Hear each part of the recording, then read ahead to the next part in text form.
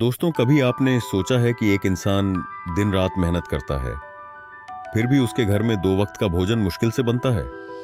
क्या भगवान ऐसे लोगों को भूल जाते हैं, या फिर कठिन समय के पीछे कोई गहरा कारण छिपा होता है? बहुत समय पहले एक छोटे से गांव में रामदास नाम का एक गरीब व्यक्ति रहता था। उसके परिवार में उसकी पत्नी, एक बूढ़ी मां और 2 छोटे बच्चे थे।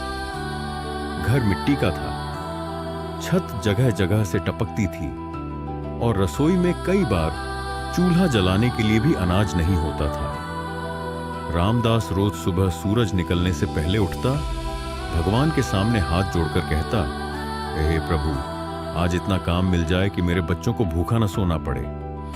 फिर वह मजदूरी की तलाश में निकल जाता। कभी ईंट ढोता, कभी खेत में काम करता, तो कभी पूरे दिन काम ढूंढने के बाद भी खाली हाथ लौट आता। शाम को जब वह घर आता, उसके बच्चे दरवाजे पर दौड़कर पूछते, बाबा, आज खाने को क्या लाए? रामदास मुस्कुराने की कोशिश करता, लेकिन उसकी आंखों में छिपा दर्द कोई नहीं देख पाता। कई बार वह खुद भूखा सो जाता ताकि उसके बच्चों का पेट भर सके। गांव के लोग उसका मजाक उड़ाते और कहते, इतनी पूजा करने से क्या होगा? भगवान ने अगर सुनना होता तो आज तू गरीब न होता। रामदास चुप रहता। उसके मन में एक ही विश्वास था, भगवान देर कर सकते हैं लेकिन अंधेर नहीं करते। उसे नहीं पता था कि उसके जीवन की सबसे कठिन परीक्षा अब भी शुरू होने वाली है, और वही परीक्षा उसके जीवन को हमेशा के लिए बदल देगी। अगली सुबह रामदास हमेशा की तरह भगवान का नाम लेकर काम की तलाश में निकला। उस दिन उसे शहर में एक निर्माण स्थल पर मजदूरी मिल गई। उसने पूरे दिन धूप में पत्थर उठाए, सीमेंट ढोया और बिना रुके मेहनत की। शाम को ठेकेदार ने उसकी हथेली पर कुछ पैसे रखे। रामदास के चेहरे पर कई दिनों बाद मुस्कान आई। उसने सोचा, आज बच्चों के लिए चावल, दाल और मां के लिए दवा लेकर जाऊंगा। वह बाजार पहुंचा, सामान खरीदा और घर लौटने लगा। तभी रास्ते में उसने देखा कि एक बूढ़ा व्यक्ति सड़क किनारे बेहोश पड़ा है। लोग उसे देखकर आगे बढ़ रहे थे, लेकिन कोई उसकी मदद नहीं कर रहा था। रामदास कुछ पल रुका। उसके मन में विचार आया, अगर मैं रुक गया तो देर हो जाएगी, घर पर बच्चे मेरा इंतजार कर रहे होंगे। लेकिन अगले ही पल उसे भगवान की सीख याद आई, जिसकी सेवा कर सकते हो उसे कभी अकेला मत छोड़ो। उसने अपना सामान नीचे रखा, बूढ़े को पानी पिलाया और गांव के वैद्य के पास ले गया। वैद्य ने दवा दी, बूढ़े की जान बच गई। जब रामदास वापस अपने सामान के पास पहुंचा तो देखा कि उसका थैला गायब था। उसमें पूरे दिन की मजदूरी से खरीदा गया राशन और बचे हुए पैसे भी थे। कुछ देर तक वह स्तब्ध खड़ा रहा। उसकी आंखों से आंसू बहने लगे।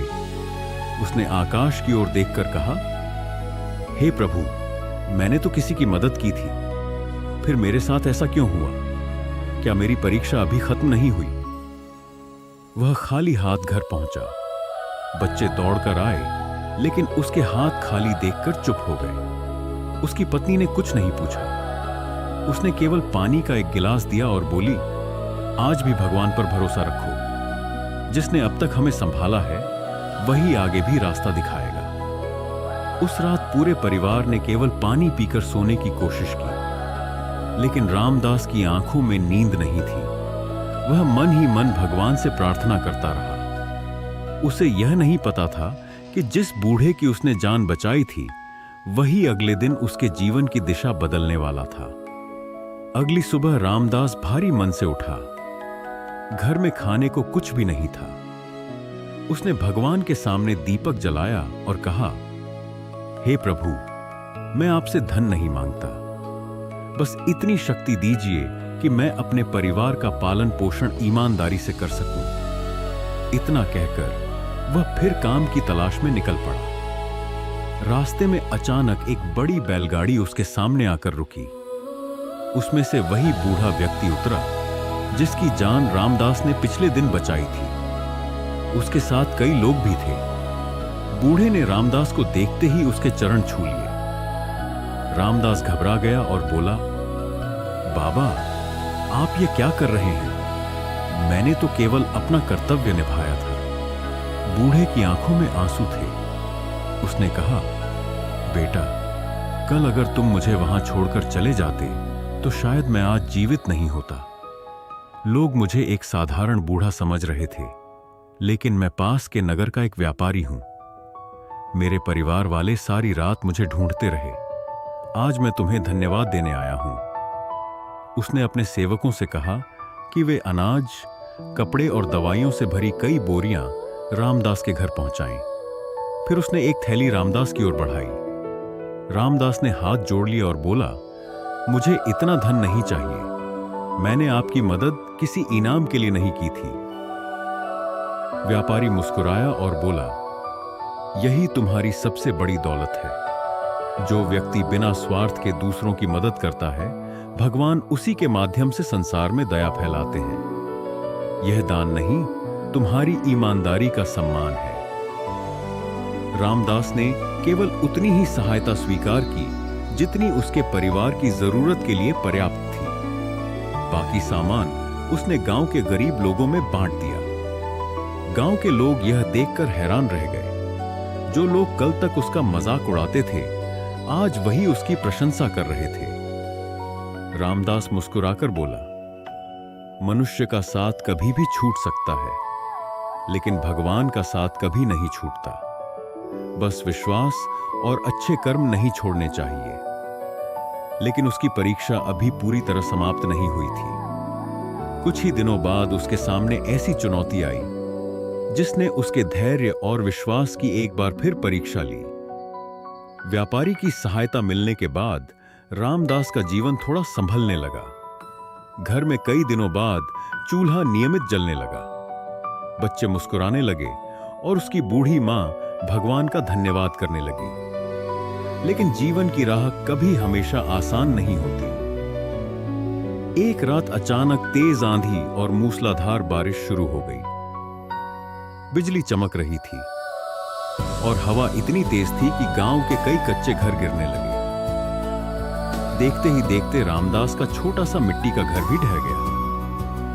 पूरा परिवार किसी तरह बाहर निकल आया, लेकिन वर्षों की मेहनत से जो थोड़ा बहुत सामान इकट्ठा किया था, वह मलबे में दब गया। कुछ लोग दूर खड़े होकर कहने लगे, देखा, भगवान पर इतना भरोसा करता था।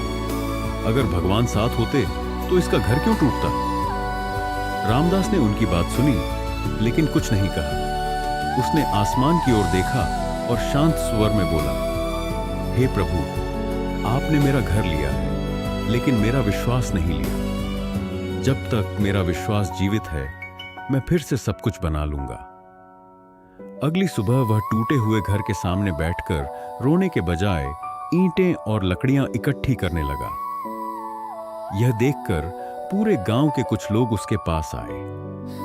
व्यापारी भी यह समाचार सुनकर पहुंचा। उसने कहा, रामदास, तुम्हारी सच्चाई और धैर्य ने सबका दिल जीत लिया है। आज तुम्हारे लिए पूरा गांव नया घर बनाएगा। कुछ लोगों ने ईंटें दी, किसी ने लकड़ी दी, किसी ने भोजन बनाया और किसी ने मजदूरी की। कुछ ही दिनों में रामदास के लिए पहले से अधिक मजबूत घर तैयार हो गया। गृह प्रवेश के दिन रामदास ने गांव वालों से कहा, जब दुख आता है तो ऐसा लगता है कि भगवान हमें छोड़कर चले गए हैं। लेकिन सच यह है कि उसी समय भगवान हमारे लिए नए रास्ते बना रहे होते हैं। यदि विश्वास बना रहे तो हर टूटन के बाद एक नई शुरुआत होती है। उस दिन गांव के कई लोगों की सोच बदल गई। उन्हें समझ आ गया कि कठिनाइयां इंसान को तोड़ने नहीं, बल्कि उसे और मजबूत बनाने आती हैं। लेकिन भगवान की ओर से रामदास के जीवन में अभी एक और ऐसी घटना होने वाली थी जो उसकी पूरी किस्मत बदल देती। कुछ महीनों बाद रामदास का जीवन पहले से बेहतर होने लगा। वह अब भी रोज मेहनत करता था, लेकिन उसके मन में न घमंड था न लालच। वह हमेशा कहता था, जिस दिन इंसान अपनी सफलता का श्रेय केवल खुद को देने लगता है, उसी दिन उसका पतन शुरू हो जाता है। एक दिन नगर के राजा ने घोषणा करवाई कि राज्य में एक ऐसे व्यक्ति की तलाश है जो ईमानदार, दयालु और न्यायप्रिय हो। ऐसे व्यक्ति को राजकोष और गरीबों की सहायता का दायित्व दिया जाएगा। पूरे राज्य से अनेक लोग पहुंचे। सभी अपने गुणों की प्रशंसा कर रहे थे। उसी समय वह व्यापारी जिसकी जान रामदास ने बचाई थी, राजा के दरबार में पहुंचा। उसने रामदास की पूरी कहानी सुनाई, कैसे उसने बिना किसी स्वार्थ के एक अजनबी की जान बचाई, कैसे अपना नुकसान होने पर भी भगवान पर विश्वास नहीं छोड़ा और कैसे कठिन समय में भी दूसरों की सहायता करता रहा। राजा ने तुरंत रामदास को बुलवाया। राजा ने पूछा, यदि तुम्हें बहुत सारा धन दे दिया जाए तो तुम उसका क्या करोगे? रामदास ने विनम्रता से उत्तर दिया, महाराज, धन का मूल्य तब है जब उससे किसी भूखे का पेट भरे, किसी बीमार का इलाज हो और किसी गरीब के घर का चूल्हा जले। केवल अपने लिए जमा किया गया धन एक दिन समाप्त हो जाता है, लेकिन बांटा गया धन लोगों की दुआओं में हमेशा जीवित रहता है। राजा यह उत्तर सुनकर अत्यंत प्रसन्न हुए। उन्होंने रामदास को राज्य के गरीबों की सहायता का प्रमुख बना दिया। अब उसके पास सम्मान भी था और पर्याप्त धन भी, लेकिन उसका जीवन पहले जैसा ही सरल रहा। रामदास ने सबसे पहले अपने गांव में एक अन्न भंडार बनवाया ताकि कोई परिवार भूखा न सोए। फिर उसने अनाथ बच्चों की शिक्षा का प्रबंध किया, बूढ़ों की सेवा के लिए एक आश्रय बनवाया और जरूरतमंद किसानों की सहायता की। एक दिन उसके बेटे ने पूछा, पिताजी, हमारे जीवन में इतना बड़ा परिवर्तन कैसे आया? रामदास मुस्कुराया और बोला, बेटा, भगवान चमत्कार जरूर करते हैं, लेकिन उससे पहले वे इंसान के धैर्य, ईमानदारी और विश्वास की परीक्षा लेते हैं। अगर हम कठिन समय में भी सही रास्ता नहीं छोड़ते तो भगवान ऐसे दरवाजे खोल देते हैं जिनकी हमने कभी कल्पना भी नहीं की होती। उस दिन पूरे गांव ने यह बात अपने जीवन का मंत्र बना लिया। कहानी की सीख, कठिन समय हमेशा हमेशा के लिए नहीं रहता। ईमानदारी और मेहनत का फल देर से मिलता है, लेकिन अवश्य मिलता है। दूसरों की निस्वार्थ सहायता कभी व्यर्थ नहीं जाती। भगवान पर विश्वास रखने वाला व्यक्ति परिस्थितियों से हार सकता है, लेकिन जीवन से नहीं। जब तक भगवान का साथ और अपने कर्मों पर विश्वास है, तब तक हर अंधेरी रात के बाद एक नई सुबह अवश्य आती है। रामदास अब पूरे राज्य में अपनी ईमानदारी और दयालुता के लिए प्रसिद्ध हो चुका था। लोग दूर दूर से उसकी सलाह लेने आते थे, लेकिन उसने कभी अपने पुराने दिन नहीं भूले। वह अक्सर उसी पुराने टूटे हुए स्थान पर जाता जहां कभी उसका मिट्टी का घर था। वहां खड़े होकर वह भगवान को धन्यवाद देता और कहता, हे प्रभु, अगर आपने मुझे कठिनाइयां न दी होती तो मैं कभी दूसरों के दर्द को समझ नहीं पाता। एक दिन एक बहुत अमीर व्यापारी उसके पास आया। उसके पास सोना चांदी, बड़े बड़े महल और अनगिनत नौकर थे, लेकिन उसके चेहरे पर शांति नहीं थी। उसने रामदास से कहा, मेरे पास सब कुछ है, फिर भी मुझे रात में नींद नहीं आती। मन हमेशा डरता है कि कहीं मेरा धन चला ना जाए। मुझे बताइए, सच्ची खुशी कहां मिलती है? रामदास मुस्कुराया और उसे अपने साथ गांव की गलियों में ले गया। वहां एक गरीब विधवा अपने बच्चों के साथ सूखी रोटी खाकर भी भगवान का धन्यवाद कर रही थी। पास ही कुछ बच्चे खेलते हुए हंस रहे थे। एक बूढ़ा किसान अपने छोटे से खेत को देखकर प्रसन्न था। रामदास ने व्यापारी से पूछा, क्या तुमने इन लोगों के चेहरे देखे? इनके पास धन कम है, लेकिन संतोष अधिक है। तुम्हारे पास धन अधिक है, लेकिन संतोष नहीं, इसलिए तुम दुखी हो। व्यापारी की आंखों से आंसू निकल पड़े। रामदास ने आगे कहा, धन से घर खरीदा जा सकता है, लेकिन परिवार का प्रेम नहीं। धन से दवा खरीदी जा सकती है, लेकिन स्वास्थ्य नहीं। धन से बिस्तर खरीदा जा सकता है, लेकिन चैन की नींद नहीं। सच्ची दौलत भगवान पर विश्वास, अच्छे कर्म और संतोष में छिपी होती है। उस दिन व्यापारी का जीवन बदल गया। उसने अपने धन का एक बड़ा हिस्सा गरीबों की सहायता में लगाना शुरू कर दिया। धीरे धीरे उसके मन का भय समाप्त हो गया और उसे वर्षों बाद सच्ची शांति मिली। उस रात रामदास ने आकाश की ओर देखकर कहा, हे प्रभु, आपने मुझे धन से बड़ा उपहार दिया है, दूसरों के जीवन में आशा जगाने का अवसर।